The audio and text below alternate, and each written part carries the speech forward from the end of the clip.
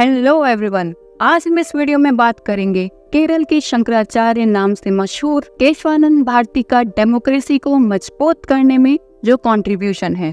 Country के judicial history में दिलचस्पी रखने वाला शायद ही कोई होगा जो केशवानंद भारती के नाम को नहीं जानता हो। 24 अप्रैल 1973 को ऑनरेबल सुप्रीम कोर्ट द्वारा केशवानंद भारती वर्सेस केरल स्टेट के मामले में दिए गए एक लैंडमार्क वर्डिक्ट के कारण केशवानंद इंडियन जुडिशियल हिस्ट्री का एक वेल नोन नाम हो गया।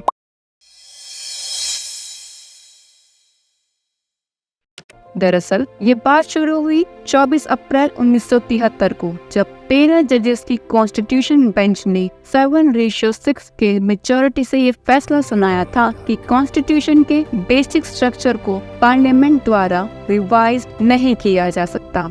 केरल गवर्नमेंट एक लैंड रिफॉर्म एक्ट लेकर आई। सोसाइटी से इकोनॉमिक डिस्पैरिटीज को कम करने के मकसद से लाए गए इस लॉ के तहत लैंडलॉर्ड और मठों के पास मौजूदा हजारों एकड़ की जमीन अक्वायर कर ली गई। इसमें एडनीर मठ की भी प्रॉपर्टी शामिल थी। मठ की सैकड़ों एकड़ जमीन को गवर्नमेंट ने अपने कब्जे में ले लिया। इसके बाद एडनीर मठ के हेड स्वामी केशवानंद भारती ने गवर्नमेंट के इस फैसले को कोर्ट में चैलेंज कर दिया। हाई कोर्ट में फाइल पिटीशन में केशवानंद भारती ने आर्टिकल 26 का हवाला देते हुए डिमांड की कि उन्हें रिलीजियस प्रॉपर्टी मैनेजमेंट करने का फंडामेंटल राइट दिया जाए। उन्होंने कॉन्स्टिट्यूशन अमेंडमेंट के जरिए आर्टिकल 31 में पे प्रॉपर्टी के फंडामेंटल राइट पर बैन लगाने वाले सेंट्रल गवर्नमेंट के 24, 25 और 29 कॉन्स्टिट्यूशनल अमेंडमेंट को चुनौती दी। साथ ही केरल और सेंट्रल गवर्नमेंट के लाए गए लैंड रिफॉर्म एक्ट को भी उन्होंने कोर्ट में चैलेंज किया, लेकिन केरल हाई कोर्ट में केशवानंद को सक्सेस नहीं मिली, जिसके बाद ये मामला सुप्रीम कोर्ट जा पहुंचा। अगर हम आम बोलचाल की भाषा में सवाल करें तो ये पूछा जा सकता है कि संविधान के बेसिक स्पिरिट क्या है, या फिर कॉन्स्टिट्यूशन के प्रीएम्बल का बेसिक स्ट्रक्चर क्या है। तो इसका जवाब ये है कि हमारे कॉन्स्टिट्यूशन के मेकर्स ने judicial review, secularism, free election, federal structure, parliamentary democracy को कॉन्स्टिट्यूशन की बेसिक स्पिरिट कहा है। सुप्रीम कोर्ट के फैसले का कंक्लूजन यही था कि पार्लियामेंट कॉन्स्टिट्यूशन में अमेंडमेंट तो कर सकती है, लेकिन ये अमेंडमेंट तभी लीगल माना जाएगा जब इसे कॉन्स्टिट्यूशन की बेसिक स्ट्रक्चर का एरोड न हो। सुप्रीम कोर्ट द्वारा दिए गए ये फैसला जूरिस्प्रूडेंस में एक प्रिंसिपल बन गया। इसे basic structure theory of the constitution कहा जाने लगा। सुप्रीम कोर्ट की जुडिशियल थ्योरी आगे चलकर कई अहम फैसलों की बुनियाद बनी। इस फैसले की वजह से इमरजेंसी के दौरान इंदिरा गांधी की गवर्नमेंट के द्वारा किए गए कई अमेंडमेंट कैंसिल हो गए। इंदिरा गांधी ने कॉन्स्टिट्यूशन का 39th अमेंडमेंट किया था। इसके according president, vice president, Lok Sabha speaker और प्राइम मिनिस्टर के इलेक्शन को किसी भी तरह से चैलेंज नहीं करने का ये प्रोविजन था। 41st अमेंडमेंट के according president, vice president, prime minister और गवर्नर के अगेंस्ट किसी भी तरह का केस फाइल नहीं किया जा सकता था, न ही उनके टर्म के दौरान और न ही उनका टर्म खत्म होने के बाद। इन सब अमेंडमेंट पर बाद में जब सुप्रीम कोर्ट में कॉन्स्टिट्यूशन के बेसिक स्ट्रक्चर में बदलाव नहीं किए जाने की रोशनी में बहस हुई तो इंदिरा गांधी का ऑरा धूमिल होता चला गया। कोर्ट ने इन अमेंडमेंट को अनऑफिशियल बताते हुए रिजेक्ट कर दिया। केशवानंद भारती की ओर से कहा गया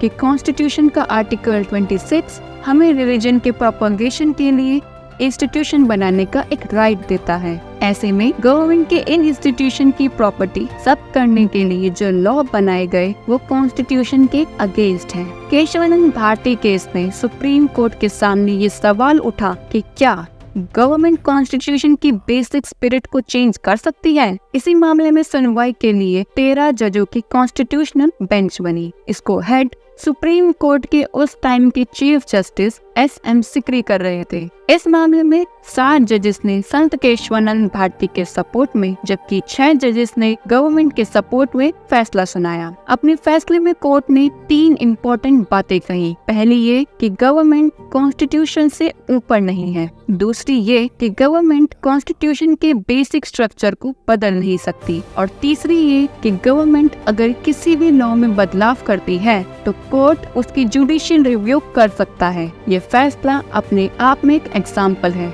और कोर्ट में अनेक मामलों में हजारों बार उसका हवाला दिया जा चुका है। केशवानंद वर्सेस केरल स्टेट के मुकदमे से इंडिया में डंके की चोट पर ये एस्टैब्लिश्ड हो गया कि कंट्री में कॉन्स्टिट्यूशन ही सुप्रीम है, इससे ऊपर पार्लियामेंट भी नहीं, जहां जनता के इलेक्टेड रिप्रेजेंटेटिव आते हैं। माना जाता है कि अगर सुप्रीम कोर्ट पार्लियामेंट को कॉन्स्टिट्यूशन में अमेंडमेंट को अनलिमिटेड पावर दे देती तो शायद कंट्री में डेमोक्रेटिक सिस्टम का भी फलना फूलना मुश्किल हो जाता। हमारी आज की वीडियो आपको कैसी लगी हमें कमेंट्स करके जरूर बताइएगा। अगर ये वीडियो आपको अच्छी लगी हो तो इस वीडियो को लाइक करना ना भूलें और चैनल को भी सब्सक्राइब करना ना भूलें। Thank you.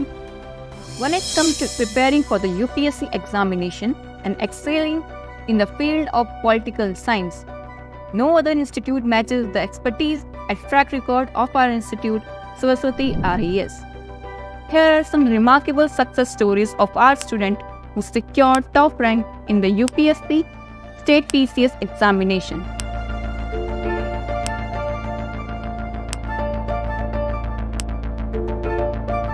We take pride in our experienced faculty, Rajesh, Mishra sir, who are expert in their respective fields.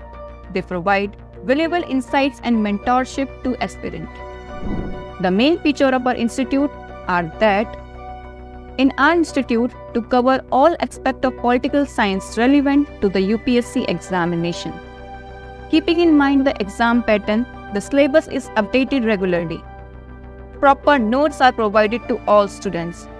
For practice, test series are available. The UPSC examinations answer writing section is very important. Our institute provides frequent answer writing session and evaluations, helping aspirants to develop clear and organized approach to writing strategy.